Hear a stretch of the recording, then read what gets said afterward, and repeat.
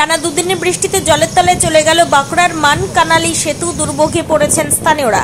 টানা দুদিনের বৃষ্টিতে জলের তলায় চলে গেল বাঁকুড়া থেকে মানকানালি সংযোগকারী রাস্তার ওপর থাকা গন্ধেশ্বরী নদীর মানকানালি সেতু। গতকাল থেকে সেতুর ওপর দিয়ে 3 থেকে 4 ফুট উচ্চতায় প্রবল বেগে জল বইতে শুরু করে।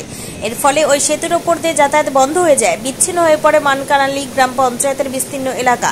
বাঁকুড়া সদর শহর থেকে বিচ্ছিন্ন হয়ে পড়ে মানকানালি গ্রাম পঞ্চায়েতের 14 থেকে 15টি গ্রাম। এই গ্রামগুলির মানুষ শিক্ষা থেকে স্বাস্থ্য সমস্ত বিষয়ে নির্ভরশীল বাঁকুড়া সদর শহরের উপর। কিন্তু সেতু জলের তলায় চলে যাওয়ায় এখন চূড়ান্ত দুর্ভোগে পড়েছেন।